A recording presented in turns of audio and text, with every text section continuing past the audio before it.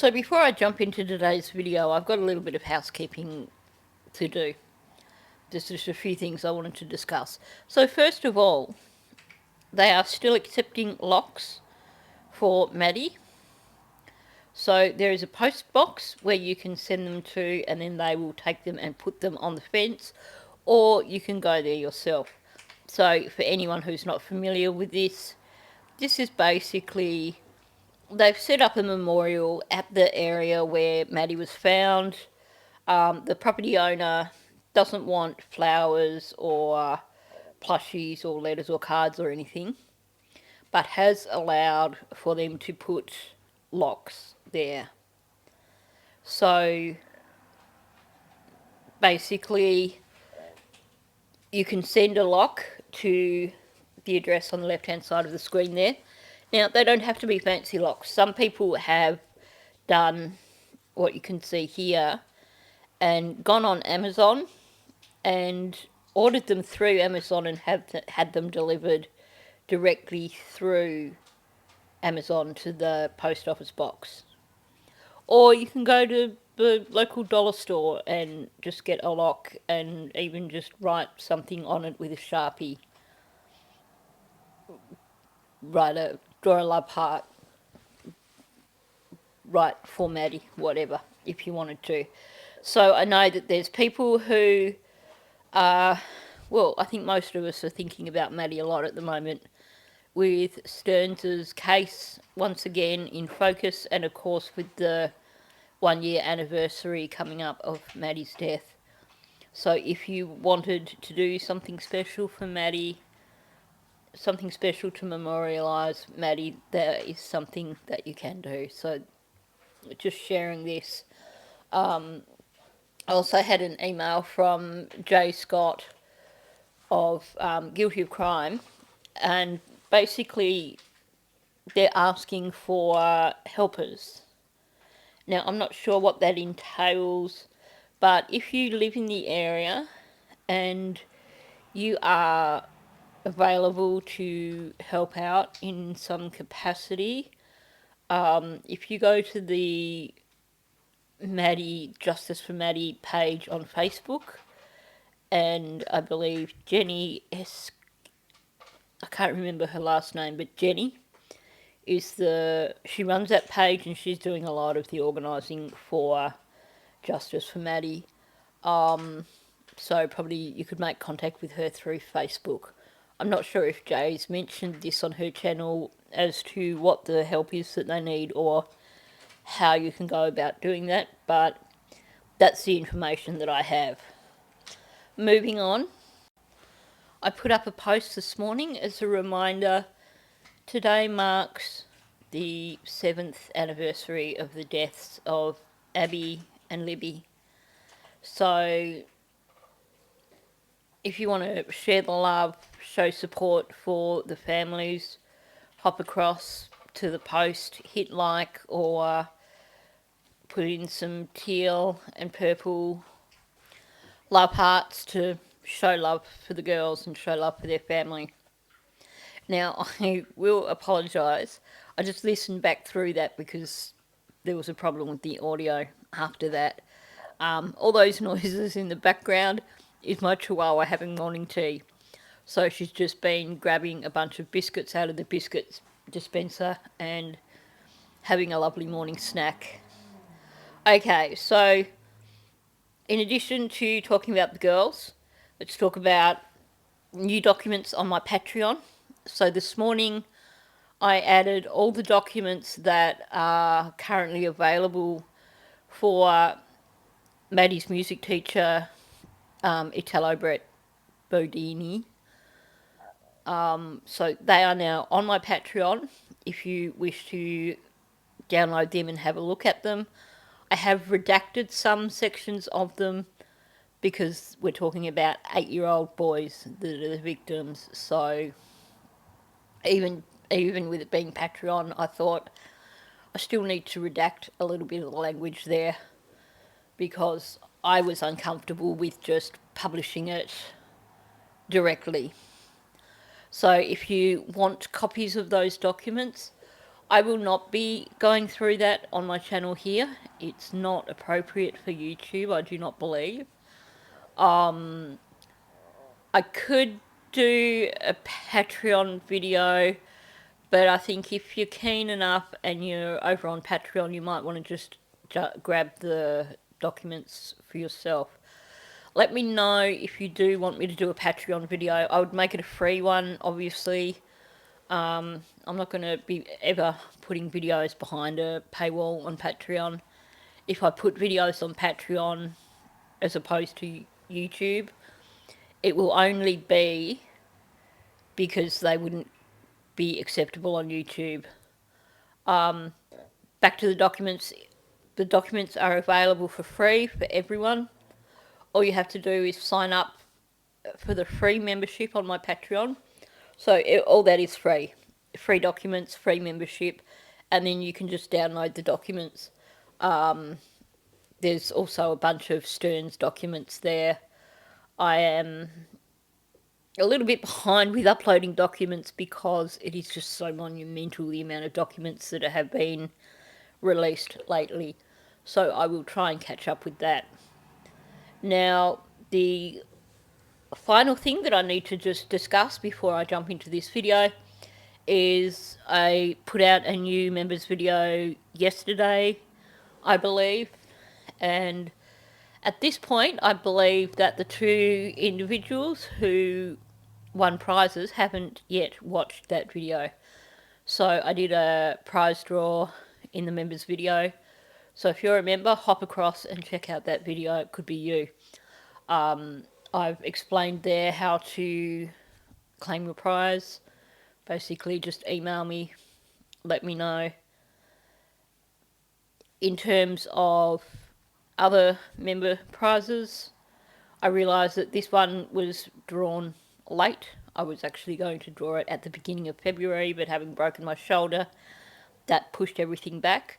So basically, I will do another member draw at the end of February, and starting from today, every member who makes a comment anywhere on my channel gets added into that draw. So if you make a comment anywhere in the members section, in the chat, or comments in any posts, and you're a member, I'll make a note of that. I'll add you to the wheel for the next prize draw. So there will be another prize draw. So don't feel too disappointed if you didn't get anything this time round. Okay, on that note, we probably need to get on with this video. So let's move on. So I did a video the other day where I was talking about the Public Defender Melissa Vickers. But of course the name on the majority of these motions for Stearns is Elizabeth Bourdon. I had to get that right. Who is Elizabeth Bourdon? Well, you may remember she was actually the lawyer when they were talking about Stearns' case early on, and she told the judge that she needed till 2027 because she had so many other cases on. Well, clearly she needed till 2027 because if she spends so much time filing ridiculous motions, her cases are never going to get anywhere. Okay, so I wanted to find out a little bit more about this Elizabeth Bourdon. Who was the criminal? Lizzie Bourdon? It sounds so close. She calls herself Beth, though, apparently. Now, apparently she's a bit of a Twitter celebrity. She posts on Twitter non-stop. She's also apparently got an Instagram account. And she's connected with some journalist who basically does a lot of expose type reports. Not being from America, I'm probably talking about someone that is really, really well known, but I know nothing about him. So she apparently does all these free FOIA reports for him. So clearly the problem for her with trying to be prepared for a DP trial is not just that she has to file 10,000 motions beforehand, but that she's also doing this pro bono work for a journalist and spending her life tweeting. So I'm going to go through a few articles. I'm going to first of all have a look at her credentials and then go through a few articles that give us a bit of an idea of who she is, and also have a look at some tweets that give us an idea of who she is. So she has at least got some experience. Some, I say loosely. She was admitted to the bar in 2005 and was given board certification as a criminal trial lawyer in 2011. So she's been a criminal trial lawyer for 13, 14 years and is in criminal law. Okay, let's talk about her celebrity status first.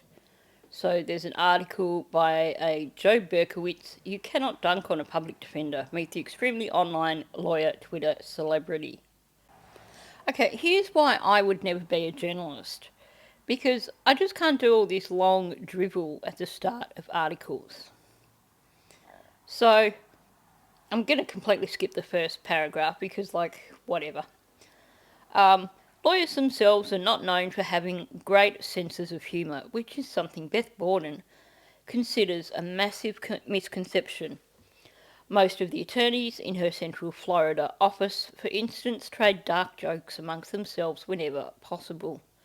Anything to lighten up the bleak atmosphere that comes with striving to mitigate the death penalty for one's clients. Bourdon just happens to make those jokes on Twitter too, kind of a lot. I've seen what she puts on Twitter, and personally, I find some of it to be somewhat crass. Lurk long enough amid the murky morass of weird ads, weird and new features, and hate bait that makes up much of Twitter, X these days, and one of her posts just might pop up in your feed.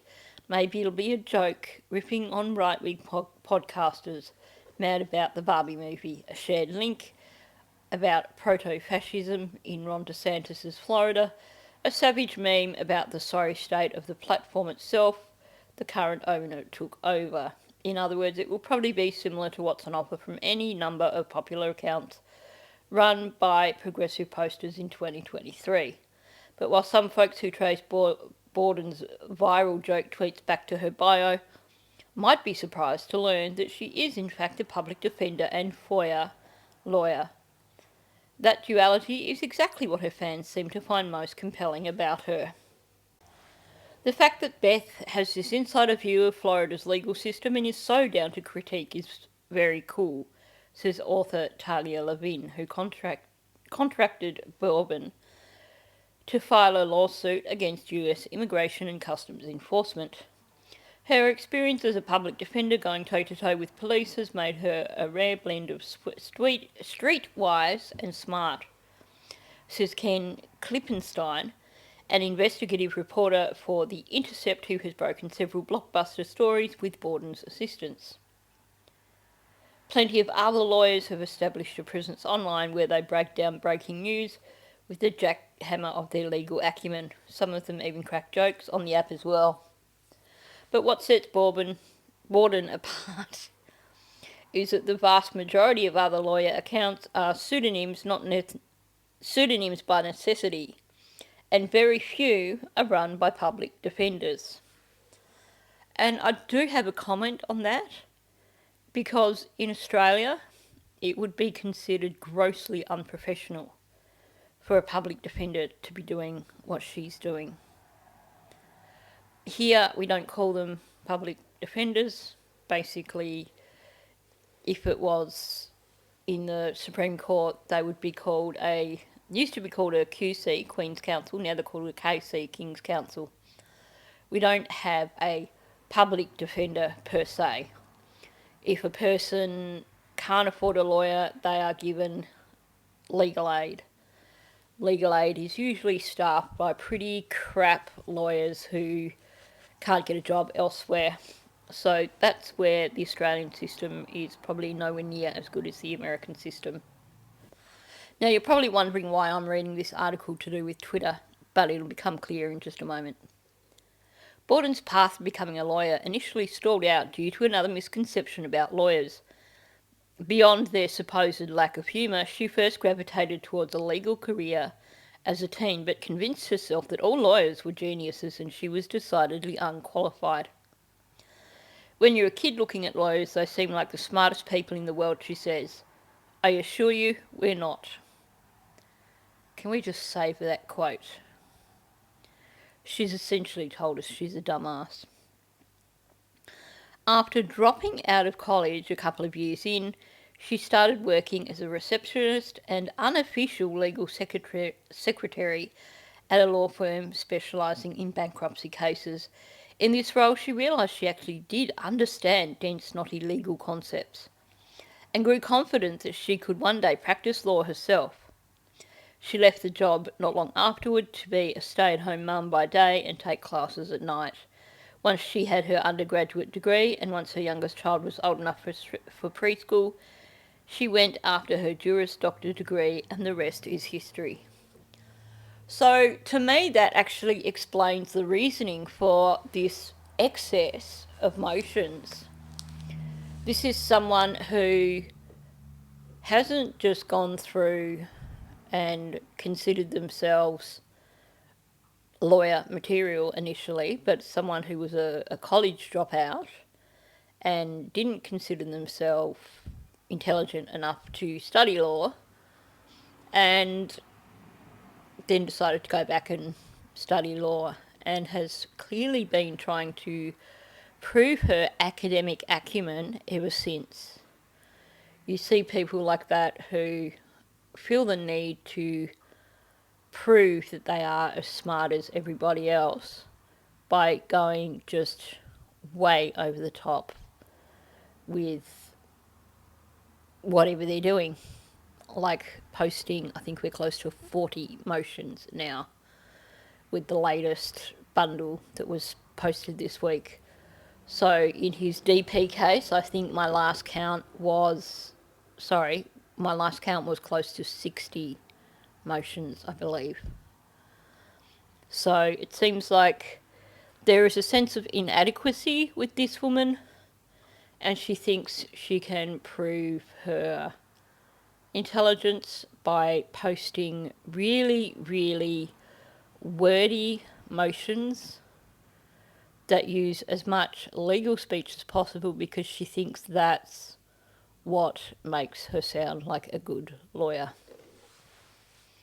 To be honest, a good lawyer is someone who can actually create motions that are easy to read, have clear argument, and aren't full of waffle and useless precedents or quotes on textbooks. I won't read this entire article, but I did want to get to that bit. The paragraph I did want to read: one sentiment Bourdon sees about herself online a lot, both from fans and detractors, is disbelief that she is indeed a lawyer. Her trolls claim that anyone who expresses herself the way she does online must be incompetent at her job, while those who support her seem surprised that a lawyer can actually hang. What I'm going to say is that, to me, the way she posts on Twitter seems extremely unprofessional, and I'm wondering if there are actual standards in Florida in terms of code of conduct, because in Australia that wouldn't fly for code of conduct, especially not when she puts some really crass stuff on Twitter. She doesn't come across to me as being a overly nice person. I'm not going to share the more crass, rude things that she has said on Twitter and Instagram. I have received screenshots of them, and I'm not impressed, but they're not suitable for YouTube. But if you did want to find out a little bit more about how her brain ticks, then if you search for Beth Bourdon on X and Instagram, you'll find her posts and you'll see what I'm talking about. So I'm going to share some of the posts that she did on X in relation to the death penalty. This one, I really don't get it because I hate to tell you this, but we don't have the death penalty in Australia, and we're not some crazy futuristic society. I don't get at all what her point is here. Now, she recently did a string of posts about the death penalty. I need to start saying that differently because this video is now going to be demonetised, and I realise I've probably said it so many times already that there's no point in trying to edit it. Okay. I'm not good at following Twitter, so I'm just going to go with the top post and then read down. But if we're ever going to get rid of this draconian punishment, we have to be at peace with knowing the worst of the worst will live out their natural lives in prison. And frankly, that may be the only way that some victims' families will be able to try to heal and move on. Every single time there's a hearing, the victim's family is notified. Every time a hearing gets moved or cancelled, the family is notified. Status hearing every 2 months, the family is notified every 2 months. Each hearing notice is aggravating a wound that can't heal. Well, you know what I've got to say, Beth? When a defence attorney files something like 60 motions, including motions saying that they don't want the jury to hear anything about the victim that might give them sympathy towards the victim, including motions where they want a third party to read victim impact statements because they don't want to have the jury hear anything that would give them sympathy towards this little 13-year-old girl who was unalived by their client. At the same time, they want the jury to feel sympathy for their client and for his parents. And that's only scratching the surface, really. You've seen what I've looked through already with some of these motions. And I am going to come back and look at some more of these motions because as much as I would love to try and just ignore them, the things that are being said by this woman are disgusting. And another comment from her. On a death penalty case in Florida, you're guaranteed one appeal. If the appellate attorney can't find a basis to appeal, the incarcerated person has to write his or her own appeal. Many cases never go past the appellate court to get to the Florida Supreme Court, and it's rare to get a new trial. This allows the family to heal and it gives them closure within 2 to 3 years, rather than 20 or more years. This is the finality they need, whether they realise it or not. A family never gets finality when a person is lost in that way. Do you think that someone just gets over it after 2 or 3 years? Oh, okay, well, they're gone. I'm just going to forget about them now and move on with my life, and I'm never going to feel sad about it ever again. There is never closure. There is never finality. You remember the milestones right through. You know, you think about when their friends are graduating from high school and they should have been graduating. Their friends are graduating from college. Every time one of their friends gets married or has a baby, you think of that. And then in later years, when you see their friends having grandchildren, you sit and think, I wonder if they would be having grandchildren about now. There's no finality ever. And, I mean, can we be realistic? It's not like there's appeals running every other day when it comes to the DP. It's,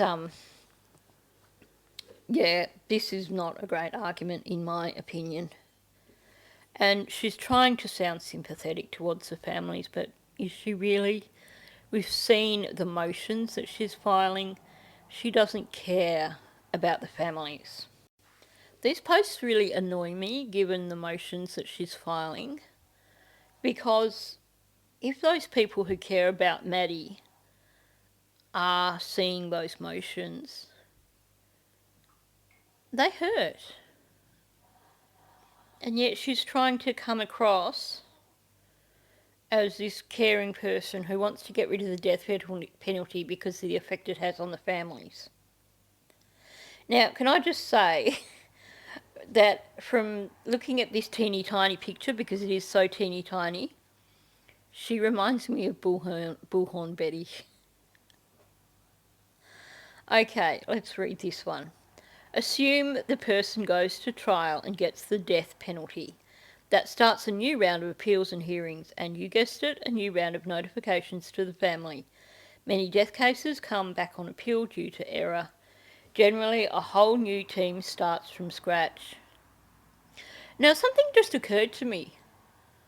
What family members would be notified if it came to Maddie? Chances are, unless Tyler has jumped up and down and says that he needs notification as well, Jen is probably the only family member who'd be notified.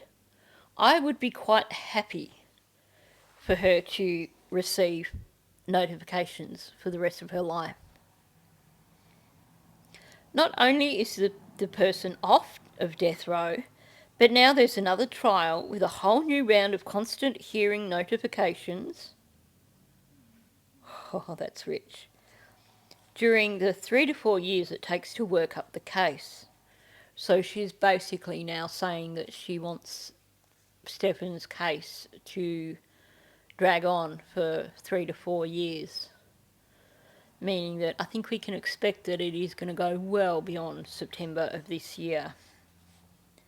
If the person gets death again, all the appeals and notifications start again. There's no finality. So we know already that fame is something that's important to her. Apparently finances are too. And it seems that she's taking advantage of her celebrity status to try and buy herself a house. So this is an article that is out in several locations that you can find. Beth has a GoFundMe. Public Defender pleads for $41,720 to pay off her 5 credit cards, buy a house and retire after breast cancer diagnosis, divorce and a failed law firm, but admits she does not deserve sympathy. Okay. A Florida public defender is appealing for funds to buy a house, pay off her 5 credit cards and retire after she was diagnosed with breast cancer. Beth Bourdon, 53, is seeking $41,720 to help her achieve her goals. In the first 5 hours on January 1st, she raised almost $11,000, publicising her appeal on Facebook and X, where she has 73,000 followers. Bourdon, who's been divorced and living alone since 2019, said that her mother died of the same type of cancer at age 58, and she wants to slow down and focus on her own health. She was diagnosed in August and had a mastectomy in October, a second operation in November, and will undergo reconstructive surgery in February. Now, I didn't actually check the date on this, but it's not this year, I'm pretty certain. My problem is the cancer has put me in a position where I can't be aggressive with paying off credit cards, which will then put me in a position to buy a house, which will then allow me to retire in about 10 years, she said. Okay, so I checked and this is from a year ago. Bourdon has made a name for herself through freedom of information cases and working with reporter Ken Klippenstein of The Intercept. She does the work with Klippenstein pro bono, but started a Patreon to discuss FOIA lawsuits to subsidise her work. So she has a Patreon where people can actually donate money to subsidise her free work. She stressed that public defenders do not earn the same sums as other attorneys and ask for help, but not pity. Should you have sympathy for me? No. I took a risk in life with my own firm, and that failed, and I divorced my husband with no safety net, she wrote. There are so many people who are in that sort of circumstance, and they pull up their socks and they work their ass off, and they make good. But she wants people to pay for her mistakes, basically. She's using her fame as a tweeting defence lawyer to get people to buy her a house. Are there people on here in worse positions than me who deserve your money? Yes. She said the money would not be spent on her medical bills, but rather on buying her a home. I currently have 5 credit cards with a total amount of debt around $39,800-ish that I would like to pay off with this GoFundMe, she wrote. My credit card debt is a huge impediment to buying a house. Why do I need to buy a house? I want to be able to retire instead of working my way into my grave like my mother did when she died of the same breast cancer at age 58. Bourdon shared images of the 2-bedroom, $352,000 property she hoped to buy, calling it perfect. Well, most people, if they have racked up that amount of debt, declare bankruptcy. You get that wiped. I guess then you're just going to have to work your ass off and try and save to buy that house of yours. Most people don't take advantage of a position in a government office to give themselves celebrity status and then ask for money. But she said she hopes to remodel the home, install central air conditioning, moving the island in the kitchen and altering the ceiling. So not only does she want to buy a home, but she wants to renovate the home and have other people pay for that. By someone who you may already know. Well, this is Beth Bourdon. She's an attorney and FOIA force behind the formidable former TYTer Ken Klippenstein. Welcome in, Beth. Hi, thank you for having me. Now, Beth, you and Ken Klippenstein have become a force when it comes to obtaining government information under the Freedom of Information Act, better known as FOIA. But you do this all pro bono and for free. So what inspires you to represent Klippenstein in these legal battles? There's a lot that I didn't know about national security issues. And I think reading Ken's articles is what really got me into it. And then one day he said, hey, would you be interested in helping? And it sort of clicked with some of the work that I do in my day job. So I said, yeah, absolutely, let's do this. And so now I guess, Ken's muscle. Now, can we just acknowledge that basically it's a way of gaining things for herself by connecting with this high-profile journalist? She's created her own celebrity status. Saying she's this guy's muscle, interesting way of putting it, makes her sound like maybe she is achieving good things through the FOIA. But when you have a defence person who is claiming they need more time for their actual job because they haven't done all the things they're meant to, and they're spending all this time on Twitter, spending all this time doing free FOIA requests for a journalist because it helps maintain their celebrity status, and posting nearly 60 unnecessary repetitive motions, I can see why her business failed and why she needed people to buy her out of debt, basically. And muscle indeed, because I know you've won some really impactful cases, which we'll get to very soon. But also, I was wondering in terms of like your knowledge base, and now you're in the FOIA space, kind of just getting out there to help Ken and to really advance journalism. Did you find that it was a steep learning curve? It's not as steep as I expected it to be. I had already been asking for public records from a lot of local law enforcement agencies. So I had a local and a state base to start from. There is a lot to learn, but there's a lot of people out there doing it, and it's out there on a FOIA wiki as well, which is just an incredible wiki. Really recommend it for anyone that's looking to submit their own requests. She's a lawyer, but she uses wiki to write FOIA requests.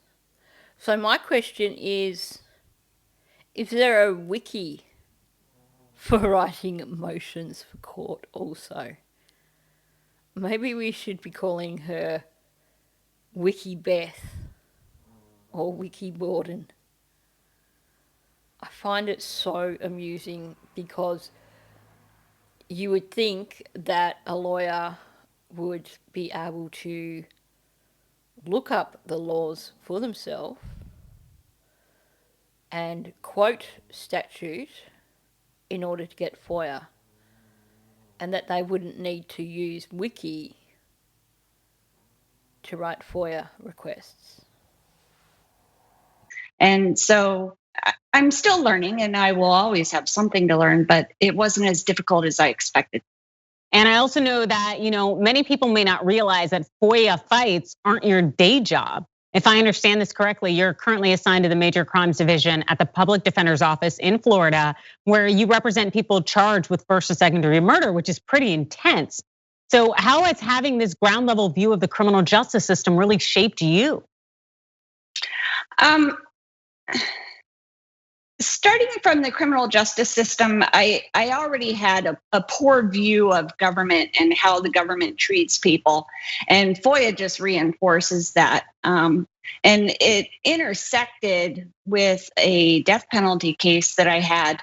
Eventually, we had to conflict off, but my client was alleged to have entered the US illegally, been deported, and come back. And we need those records for mitigation.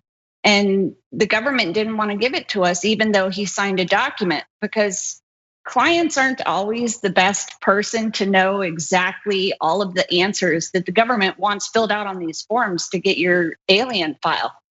So it just happened to mix really well.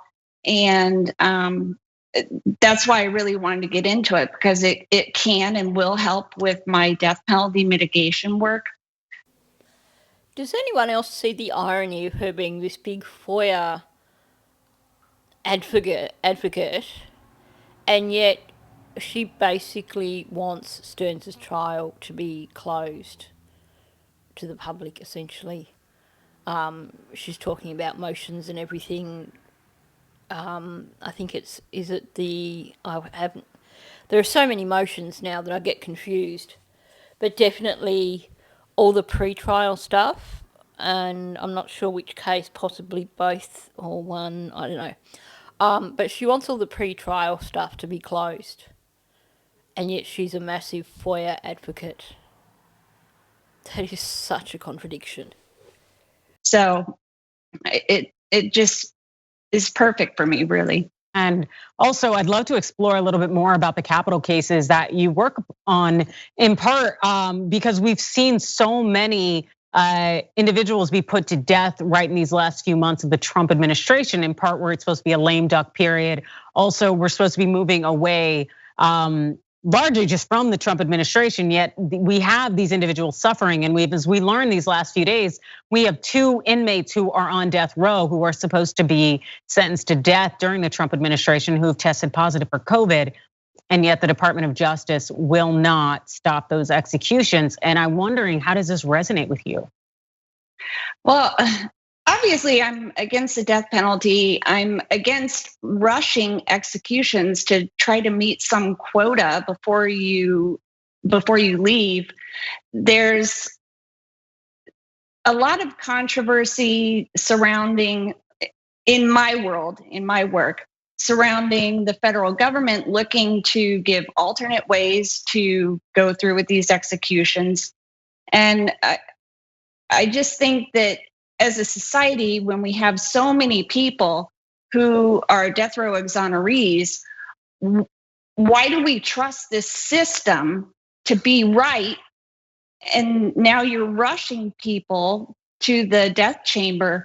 It needs a really hard look that it hasn't gotten, and I'm hopeful that it will once the Biden administration comes in. Yeah, the video is 4 years old, in case you hadn't guessed. But it's interesting here, she's making it pretty clear that she is very strongly against the death penalty, and that she also, and she's highlighting the people who appealed against the death penalty and were exonerated. She's essentially saying that the legal system is inadequate. Now, I think trying to argue for Stearns is a joke, because it's pretty clear they've got him back to rights. There's no question that it was him. But clearly, she's someone who is very anti-DP. I might as well just say it now, because this video will be demonetised. She's very much against the death penalty, clearly, and is going to fight tooth and nail with any cases. And I guess at the end of the day, it's probably a good thing to have a defence lawyer who is anti-DP. But there's a part of me that thinks that it's her job to respect the laws of the state and the country. And if those laws exist, then to criticise them, to criticise the Supreme Court, to criticise judges, I'm not sure if it's really the way to go. Especially because when you're doing that in motions, pretty certain the judge is just going to throw it out, because the judge can't accept a motion that is saying that the death penalty is wrong and unconstitutional, because he'd lose his job. What do you think that the system needs in terms of the Biden administration? What would you like them to know? I would like them to know that there's so much junk science out there that's relied on in these cases, that witnesses aren't as reliable as judges give them the credibility for. It's presumed that a judge that's in the courtroom has the best opportunity to view the credibility, but it's been proven through experts time and again that witness reliability as to identification isn't as strong as the courts would make it out to be. So that's number one. Number two, you need to look at the way confessions are done. You need to look at the science that people are putting forward to say this is the proper science. And there's so much more that needs to happen that it just needs an entire overhaul. So I think we can predict from this that she's going to argue every bit of expert witness testimony that comes forward in the case. And the thing is, she's going on about junk science and about professional witnesses not being all that great, and yet she's also in her motions saying that she doesn't want professional witnesses for their experience to be said in court, basically. She doesn't want their credentials known to the jury, because obviously that would show that they are more than capable and that it's not junk science. So I think she's going to go at anything connected with the forensic side of things in Stearns' case, I think, based on this. I may be wrong, but it certainly sounds that way. like I said, I could show you some interesting screenshots from Twitter and from her Instagram account, but I'm not going to go there. I'll let you do your own research with that because that's just going to a different level completely. What do I think about this lawyer? Well, clearly she's passionate about what she does. But at the same time, there was one tweet, which if I can find it, I will share. Okay, this isn't actually the one I was looking for, but it's certainly amusing. I need that. Or Florida woman goes on massive filing spree on a t-shirt. Yeah, like 60 odd motions that you filed. What I was looking for, which I must have either deleted or not got a screenshot of in the first place, was her moaning about working pretty much 12, 13-hour days at the moment because of all the work she has to do for her job. Well, you know what?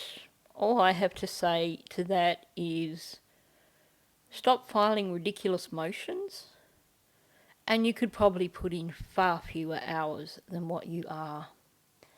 Now, my first reaction to that was, is she filing all these motions to get paid overtime?